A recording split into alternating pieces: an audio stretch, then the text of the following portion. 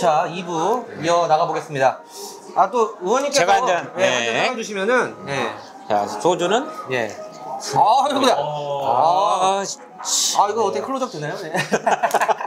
네, 알겠습니다. 자, 또 의원님께서 따라주시는 거 한 잔 받겠습니다. 대표님도, 네. 또 의원님께서 이렇게 돌리시는 게 옛날에 호프집을 하셔가지고 약간 그 폼이 나오시는 것 같아요. 아까 말씀해 주신 치킨집. 또 치킨에 또 이제 치킨도 소주가 잘 어울리거든요. 잘 어울리죠. 무조건 치맥이 능사가 아니에요. 그럼요. 어떻게 의원님과 한잔 하면서 이 부분 계속 이어나가 보겠습니다. 우리 유권자분들 또 부평 지역을 위해서 건배사 한번 부탁드리겠습니다. 네.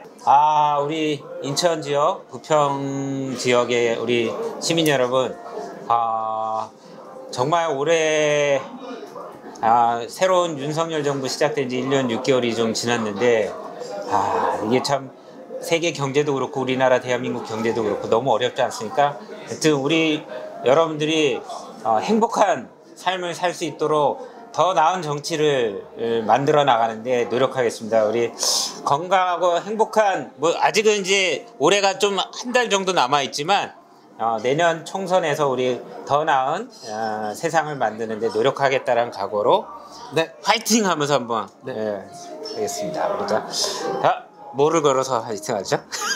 부평 화이팅 하시면 되죠. 부평. 네, 알겠습니다. 부평 화이팅! 화이팅!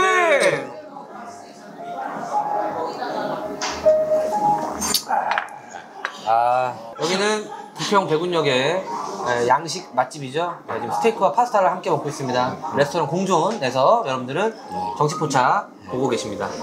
건배사 또 딴 것도 한번 해주시면. 그럴게요. 네, 생각이 났어요. 생각이 나시는 게 있으시죠?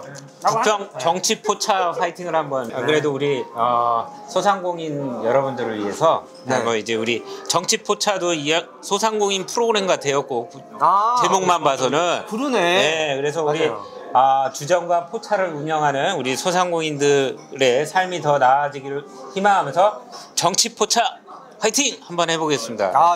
네, 감사합니다. 자, 정치포차 화이팅! 소상공인 화이팅! 화이팅! 저도 소상공인입니다. 맞아요. 그죠? 자영업자이시고 소상공인이시고. 요즘 힘듭니다.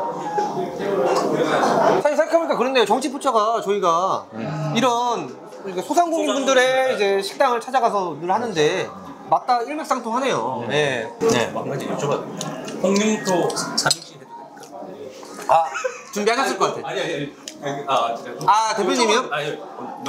그죠. 혹시라도 여쭤봐도 이거. 해도 되나? 하시죠. 근데 지금 당장은 약간 떠오르지 않으실 수도 있어요. 순발력 발휘하실 수. 끝나기 전에 저희가 한번 해드리는 걸로. 뭐 약간 이런 느낌 있잖아요. 이동주 의원님한테 뭐 홍영표란 뭐 이런. 밸런스 게임 같은 거. 그거는 괜찮은데. 삼행시는. 제가 너무 쇼츠를 많이 봐가지고. 아니요. 하실 수도 있죠. 패널의 역할을 너무 잘하시고 계시네. 우리 대표님이 진짜 감성이 뛰어나셔요. 그럼 그냥 나온 김에 그 질문 바로 가죠. 그 최근에 어쨌든 비례대표로서 이제 계속 이제 정계 활동을 하시기 위해서는 이제 지역구로 출마를 하셔야 되는데 부평구 을로 정하셨어요. 지역구를 딱 찍으셨어요.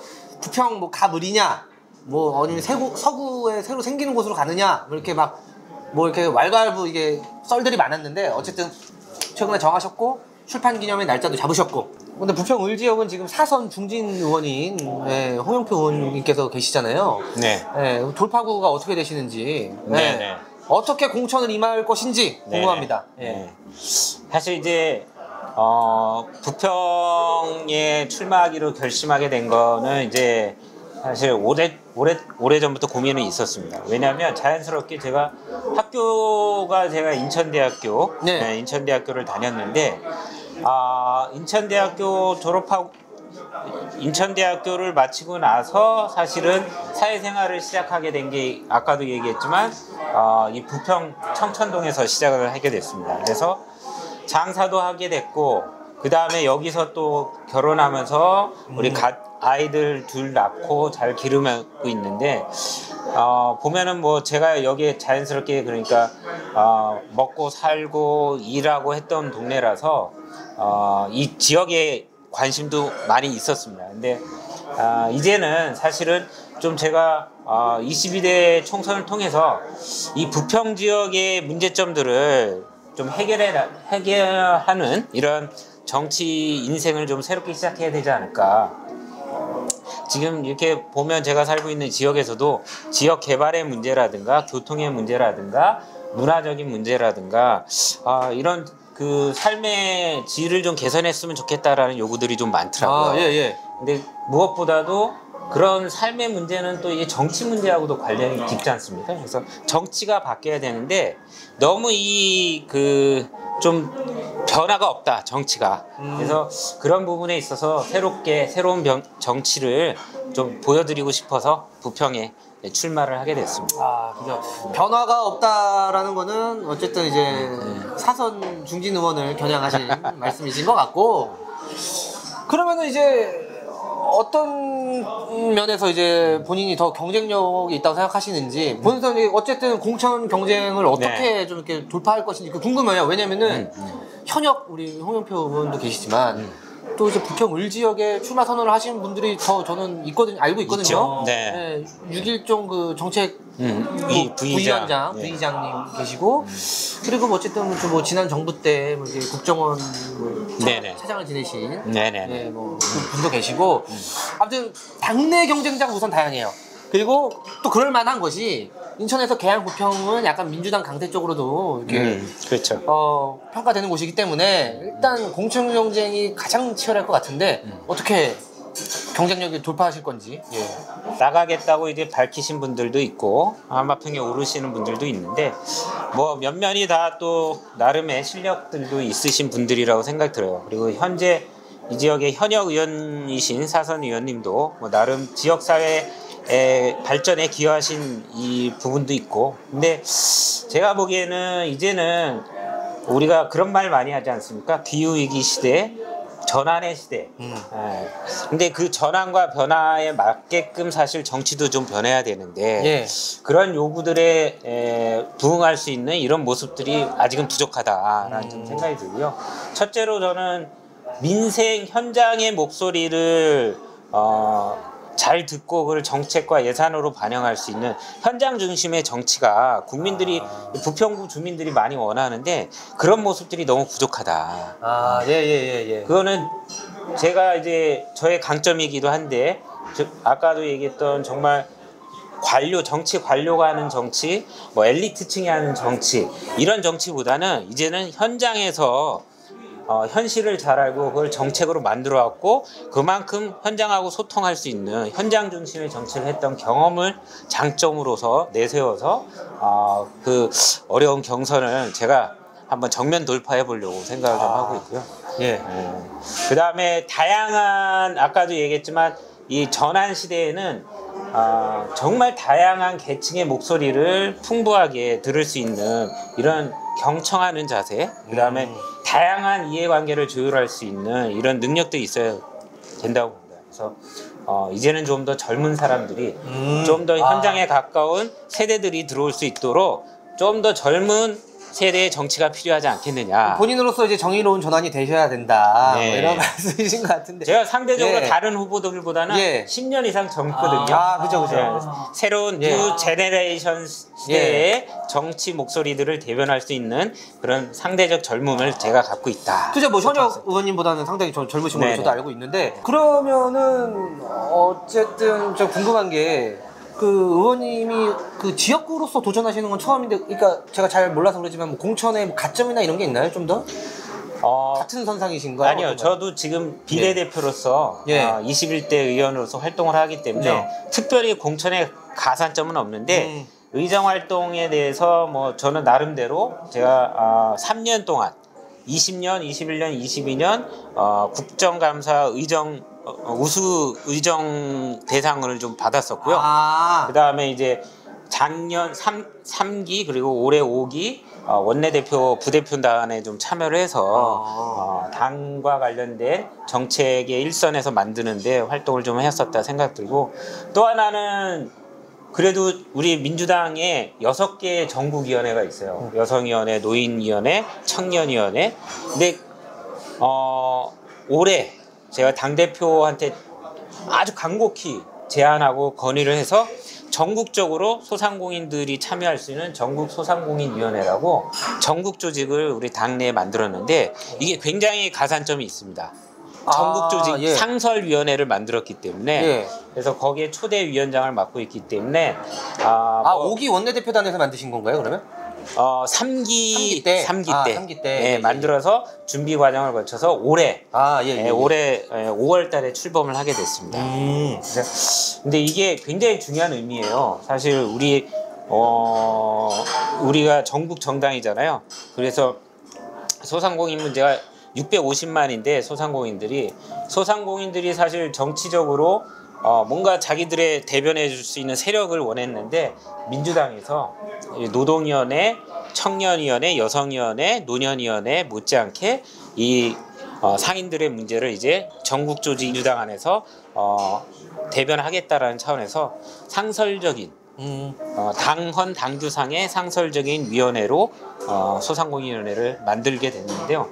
초대위원장을 맡았기 때문에 이거에 대한 경쟁력을 갖고 경선에서도 좀 어필을 하려고 하고 있습니다. 알겠습니다. 당내 활동은 되게 열심히 해주신 것 같은데 그러면은 제가 또 한 잔 제가 올리겠습니다 이번에는. 약간 국회의원분들 중에서 제일 우수 국회의원 느낌을 그럼요. 3년 연속. 제가 이렇게 이해를 잘 못해가지고 일단 뭐 이제 의원님 본인은 그렇게 이제 얘기하시는 거고 또 유권자들이 판단하실 거고. 근데 뭐 잘 몰라가지고 공천에서도 또 좋은 경쟁력이 되실 수 있는 것들을 많이 어필해 주셨고 의원님께서 새로운 건배사가 있으시면 건배사 그러면 유권자들 대상으로 하실 수 있겠네요. 우리 이 인투 TV를 지금 보시는 우리 유권자분들, 시청자분들하고 이렇게 만나게 된 것도 우리의 만남을 좀 축복하는 의미로 우리의 성공을 좀 기원하는 의미로 아름다운 우리의 성공을 위하여 하는 거 있지 않습니까? 아우성이라고. 자, 그거를 하겠습니다. 그래서 제가 이제 아름다운 우리의 성공을 위하여 하면 아우성. 자, 아름다운 우리의 성공을 위하여 아우성. 아우성. 의원님 얘기 들어봤는데 당내에서는 좀 왕성한 활동 펼치셨고 또 비례대표시니까 그만큼 좀 더 자유로운 점도 있으셨던 것 같아요. 그러면은 이제 지역 현안들에 대해서도 이제 많이 뭔가 이제 부평에 대해서 뭔가 이제 계속 눈여겨보신 것들이 있을 것 같은데 일단 부평이 약간 또 원도심이기도 하고 현안들이 좀 상당히 다양합니다. 일단 먼저 의원님께서 좀 주로 눈여겨보셨던 현안이 있으실까요? 부평 지역에? 부평 지역이 사실은 제가 치킨 장사할 때도 우리 집에 자주 오는 분들이 대우자동차 노동자들이었어요. 근데 대우자동차가 부도가 나고서 2000년대 초반에 이제 우여곡절을 겪고서 이제 한국 GM으로 GM코리아가 인수를 해서 지금 운영을 하고 있지만 사실 투자가 이루어지지 않는 게 꽤 오래됐지 않습니까? 그리고 지금처럼 에너지 전환 시대가 되면서 전기차가 굉장히 비중이 높아지고 최근에도 이제 미국은 IRA법을 통해 갖고 관세를 물리고 있는 수출 품목 중에서도 우리가 그런 장벽을 넘어야 되는데 거꾸로 해서 그러면 우리나라도 내수 시장에서 내연보다는 전기차 위주의 시장으로 재편될 수밖에 없어요. 근데 이 부평 GM은 그거에 대한 투자가 없는 거지 지금. 그래서 그만큼 보면은 경쟁력이 떨어지니까 차도 안 팔리고. 그러니까 이 공장이 GM 부평의 2공장인가요? 그게 올해인가요? 문을 닫았지 않습니까? 그래서 이런 문제들을 제가 이제 산업이 활동을 하면서 해결해야겠다 생각이 듭니다. 그래서 다른 여러 가지 것도 저기 산적해 있는 문제가 많지만 지역 경제에서 이 GM 자동차 문제만큼은 빨리 좀 이 에너지 전환 시대에 맞게끔 전기 자동차를 생산할 수 있는 체계를 만들어야겠구나 하는 생각이 좀 듭니다. 실제로 그런 요구가 있습니다. 있었고, 그리고 이제 어쨌든 부평 공장, 한국 GM 부평 공장의 이제 돌파구는 진짜 차세대 어떤 미래차, 전기차라는 이야기는 뭐 작년 뭐 지방선거 때도 꾸준히 나왔던 이야기고 공약이었는데, 그거를 이야기 해주신다는 것 자체가 의원님이 또 이제 어쨌든 또 현역 의원을 겨냥한 게 아닌가 또 이런 것처럼 보이기도 하고 또 거기 이제 노조위원장 출신이신 네. 근데 저도 많이 공감합니다. 상당히 그건 좀 필요한 것 같고. 그럼요. 네. 뭐 의원님이셔도 의원님이 되셨든 아니면 어쨌든 뭐 부평 지역의 정치인분들이 그 부평 지역의 그 지역 경제를 위해서라도 좀 그 한국 GM의 돌파구를 좀 마련해 주셨으면 좋겠는데. 네. 그리고 또 저는 궁금한 게 군부대와 관련된 현안들이 많아요. 뭐 캠프마켓, 뭐 이렇게 재산보급단, 그리고 저기 이제 오정동 부천의 오정동 군부대 뭐 이야기도 있었던 17사단 얘기도 있고, 그리고 1113 공병단 얘기도 있는데 첨예한 막 갈등이 나타나요. 군부대 용지에 대해서 이야기가 나오는데 먼저 저는 캠프마켓부터 좀 여쭤보고 싶은데 그 캠프마켓도 지금 현재 뭐 조병창 병원 건물 이런 거 그리고 역사공원을 만드냐 아니면 그냥 시민공원을 만드냐 뭐 다 헐고 뭐 이런 얘기가 나오는데 어떻게 생각하시나요? 이게 제가 사실 그 옆 동네 아파트 단지에 살고 있기 때문에 그거를 좀 눈여겨보고 있습니다. 그래서 그 일단은 그 캠프마켓이 역사적으로 일제 치하 시절에 일본군의 보급 기지로서 역사가 있지 않습니까? 그리고 최근에도 보니까 그 이제 개방돼 있는 구역 안에서도 보면 지하의 시설들이 조사되고 발굴되어지고 그렇다고 하더라고요. 그래서 아무래도 시민사회 단체들, 그러니까 여기를 역사적인 보전 지역으로 유지해야 된다. 그래 과거의 아픈 역사지만 그 상흔을 잘 보존을 해서 우리 현 시대에 살고 있는 사람들한테 이거를 알릴 수 있는 구역으로 좀 만들자라는 것도 나름의 역사적인 관점에서는 굉장히 가치 있는 일일 것 같아요. 근데 또 하나의 인접해서 이 지역이 완전히 도심 한가운데 있다 보니까 아파트 단지에 사시는 분들은 이 오염돼 있는 토지를 빨리 정화해서 생활 편의 시설이라든가 뭔가 이런 생태 공원이든 이런 거가 빨리 좀 바뀌는 것도 원하는 게 또 사실적이고요. 현실적으로 많이 말씀을 하시는데 양쪽의 의견들을 다 일리가 있기 때문에 사실은 그 부분들을 좀 절충할 수 있는 이런 좀 컨센서스가 필요하지 않을까. 그래서 역사적 가치를 최대한 살리더라도 지역 주민들이 원하는 방향으로 활용할 수 있게끔 뭔가 이게 정치가 지방 행정이 그런 역할들을 좀 잘 마련해야겠다라는 생각이 들고요. 일단 어느 한쪽을 배제해 갖고 일방적으로 추진하는 것은 반대입니다. 알겠습니다. 뭐 어쨌든 그 캠프마켓이든 뭐 다른 군부대든 협의할 것들이 많아요. 그런 거에서 많이 좀 이렇게 역할을 해주셨으면 좋겠고, 또 우리 최한 대표님께서도 뭐 이렇게 좀 궁금하신 점이 더 있으신지. 저는 사실 부평에선 이제 GM 이슈가 너무 크니까. 사실 GM이냐, GM의 다른 대안이냐, 그 GM을 어떻게 할 거냐, 이 알고리즘이라는 단어가 맞는지 잘 모르겠지만, 이 문제 안에서 이렇게 돌파를 못하는 느낌이 많이 들었던 것 같습니다. 사실 그리고 시민단체도 많은 시민단체가 있지만 몇몇 시민단체가 많이 독점을 한다라는 이야기도 많이 들어본 적이 있습니다.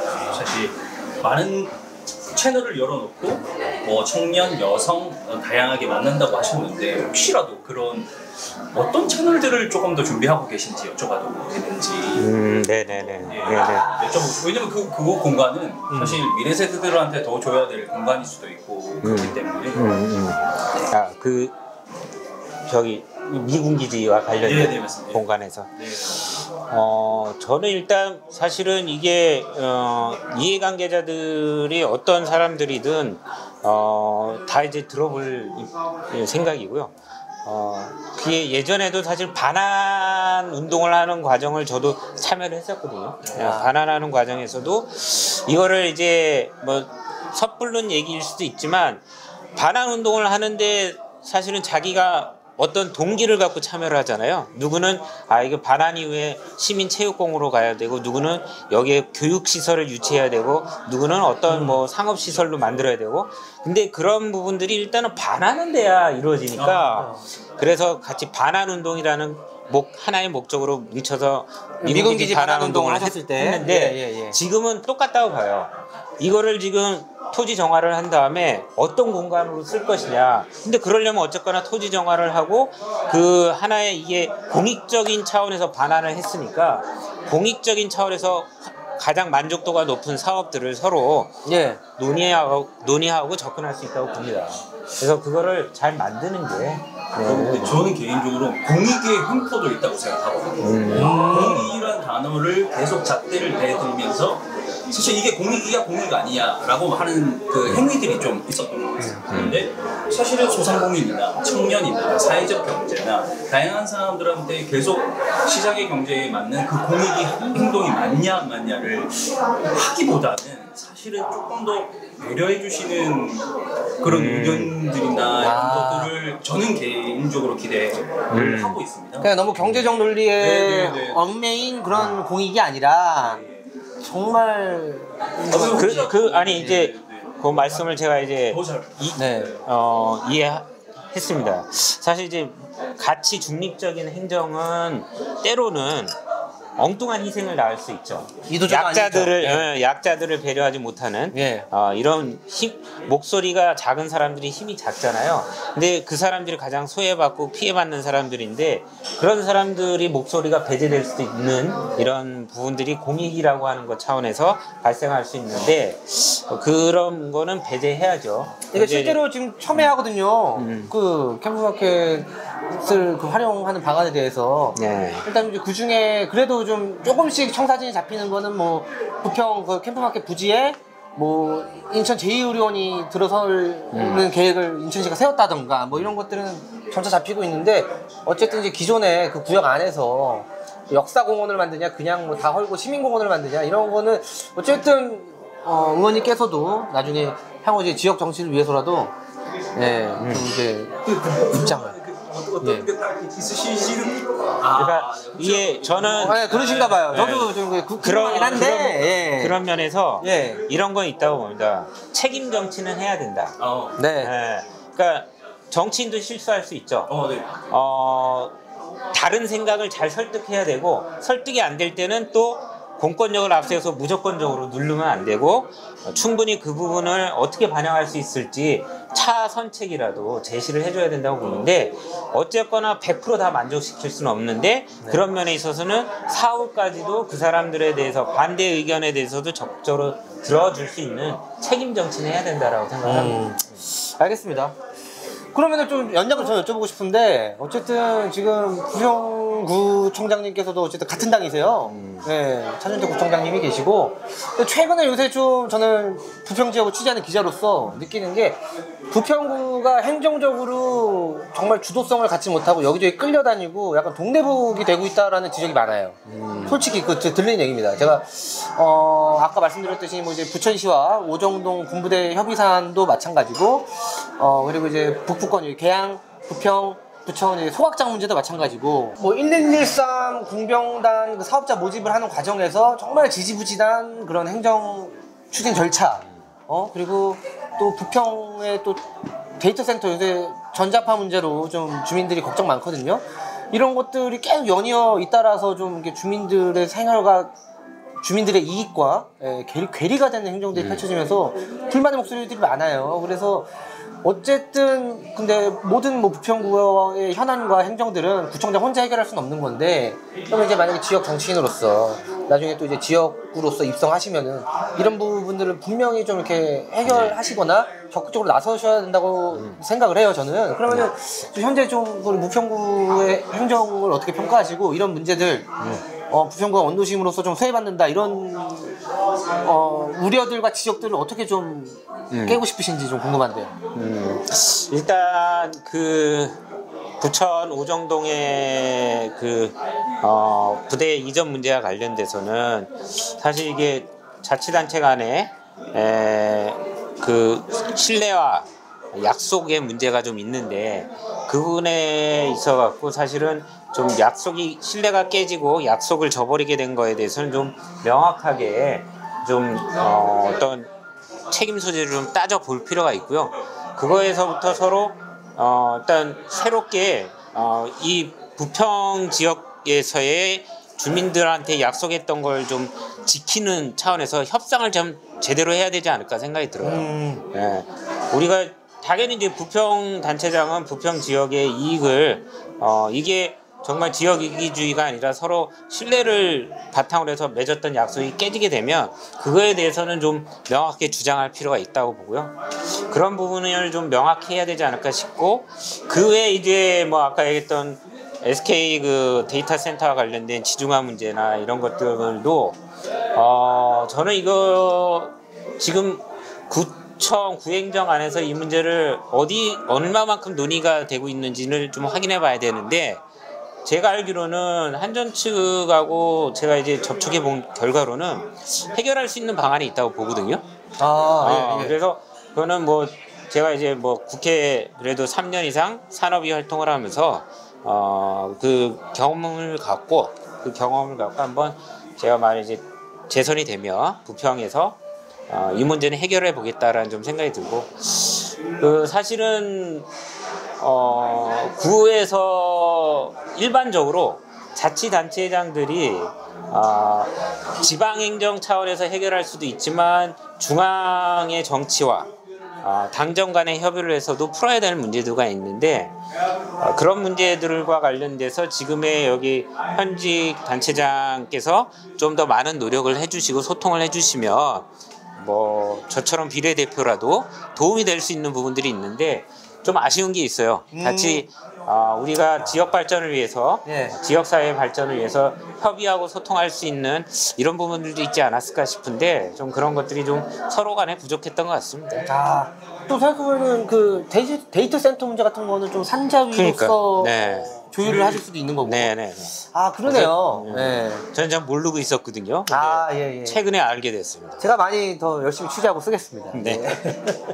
아니 또 우리 대표님 최한 대표님께서도 더 부평 현안에 대해서 궁금한 게 있으실까요?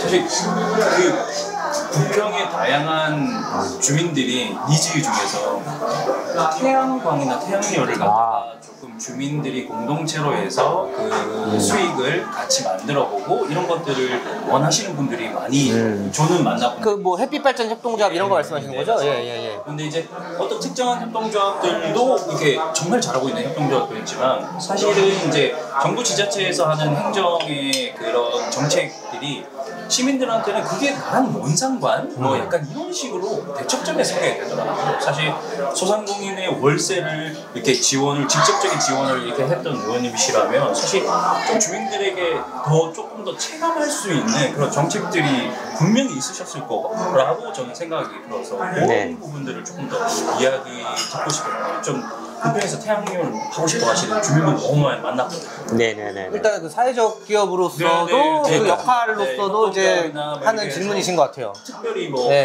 한 주주가 돈을 제일 많이 투자했다고 해서 배당을 제일 많이 가져가는 그런 거 말고 좀 그런 거가 있어요.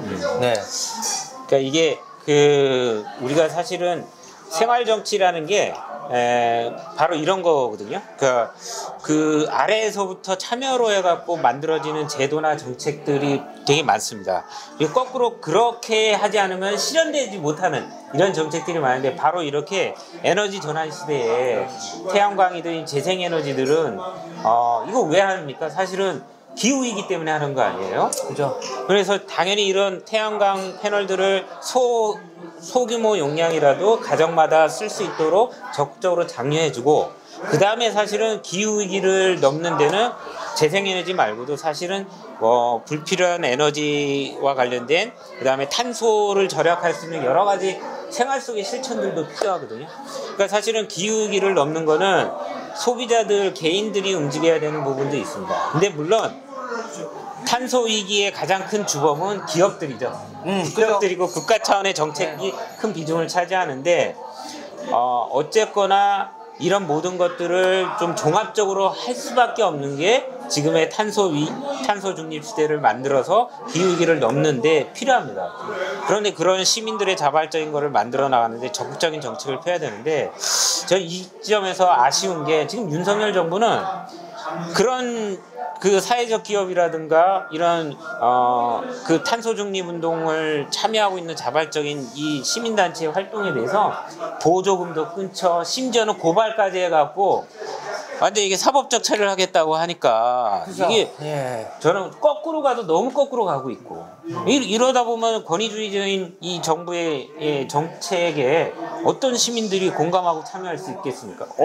무섭죠. 무섭고 이거 잘못하면 나한테 피해가 올 수 있다고 생각하니까 그래서 저는 그런 부분에 있어서 그런 어려움과 무서움과 이런 것들을 우리 민주당 같은 정치인들이 좀 나서서 막아주고 지금 대표님이 말씀해 주셨던 것처럼 시민들이 참여할 수 있는 공간, 안정적인 사업 그리고 그 안정적으로 사업을 운영할 수 있는 보조금들을 계속 끊이지 않고 계속 지킬 수 있도록 노력해야 되지 않을까 하는 생각입니다.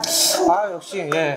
산자위원이시라서 그런지 몰라도 어떤 재생에너지와 기후위기에도 많이 공감을 많이 하시고 고민 많이 하시는 것 같아요. 자, 그럼 이제 한 잔 더 드리고 저희 또 마지막으로 좀 또 아픈 질문 좀 드리고 싶은 것도 있고 예. 그래서 안 아픈 걸로 하면 안 될까요? 이게 또 제가 그러고 싶은데 형평성이 안 맞아가지고 그게 살살 해주십시오. 예. 다 끝나갑니다. 예. 이번에는 저희 뭐 어떻게 우리 대표님이 한번 우리 사회적 기업들 위해서 응원을 하는 격 자영업자로서 한 말씀 해주셔도 되고 예. 제가요? 예.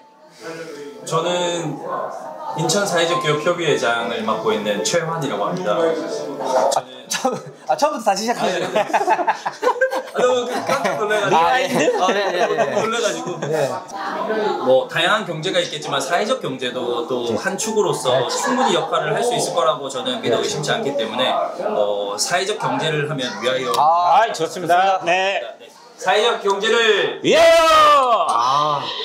파이팅. 제가 마지막으로 좀 드리고 싶은 좀 이렇게 질문이 있어요. 민감한 질문이실 수도 있는데 어쨌든 이제 현재 우리 원내 최대 다수당이죠, 더불어민주당. 개파가 없다면 없지 않습니다. 있어요. 다 알아요. 국민들은. 네, 이제 근데 이제 비명계, 친명계 이렇게 주로 불리는데 요새 이제 의원님께서 SNS에 주로 이렇게 막 이재명 당대표님이랑 함께하는 사진이나 이런 거를 많이 좀 업로드 하시면서 너무 좀 이렇게 개파에 기대는 거 아니냐라는 좀 시선도 있어요. 네네. 예, 솔직히 이제 개파가 없다고 볼 수 없고 그런 것도 다 어떤 정치 집단으로서 필요한 거라고 보긴 하는데 이거에 대해서 어떻게 생각하시는지. 네네네. 예. 공천을 위해서는 필요할 수도 있겠죠. 예. 공천을 위해서라기보다도 그렇습니다.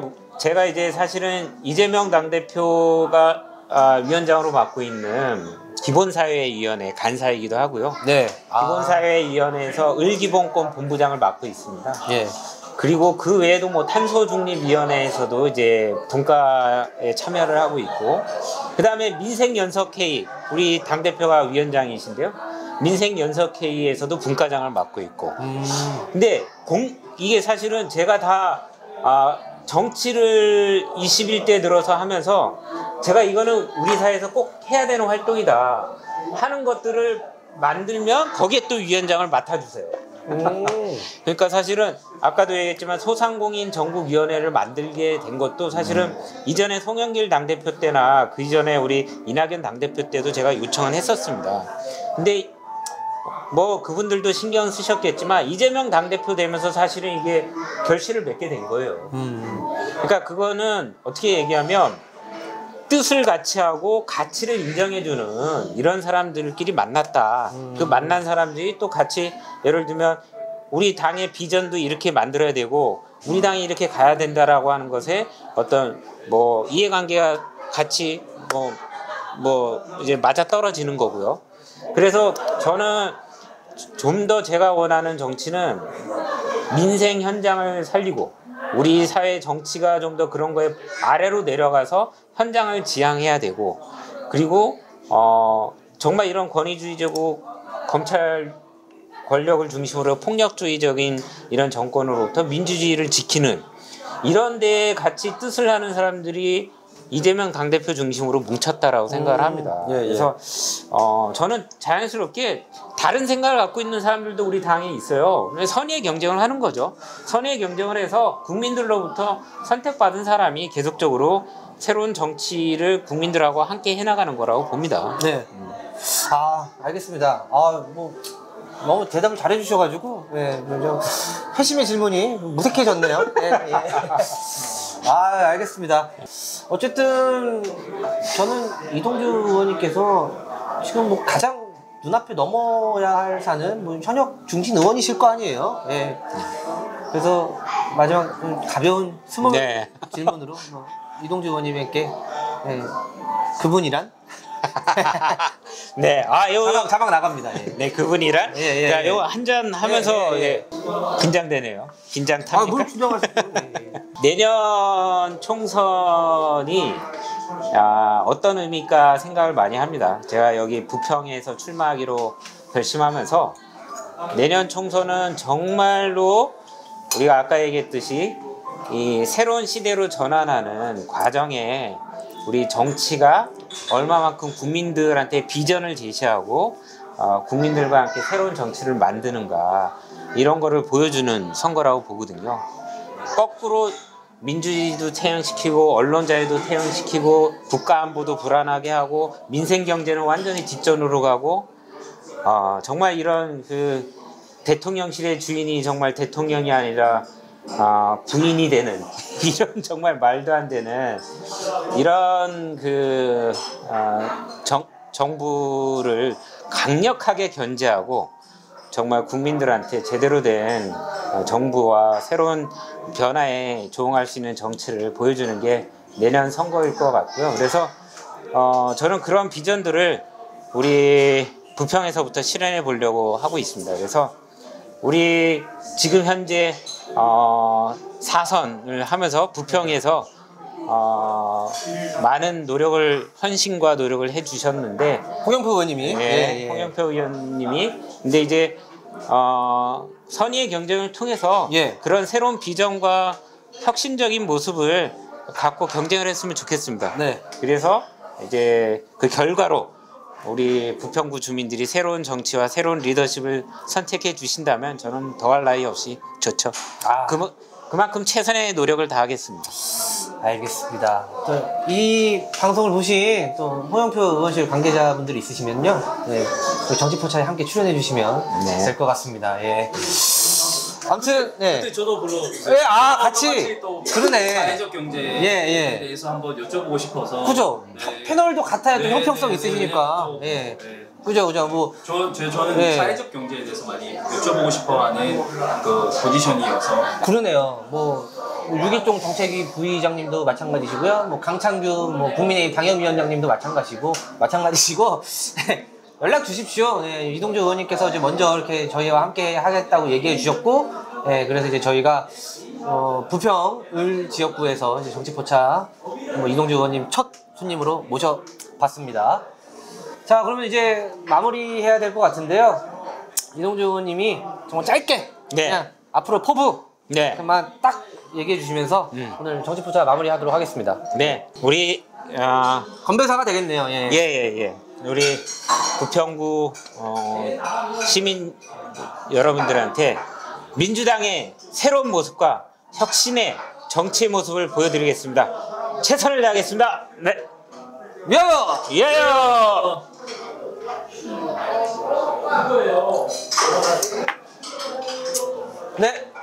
이로써 오늘 저희 오랜만에 찾아온 인투TV 정치포차 부평을 지역구 출마를 선언하신 비례대표 이동주 더불어민주당 의원 모셔봤습니다. 다음에 또 새로운 국회의원분들 모시고 정치포차 진행해 보겠습니다. 시청자 여러분 감사합니다. 고맙습니다.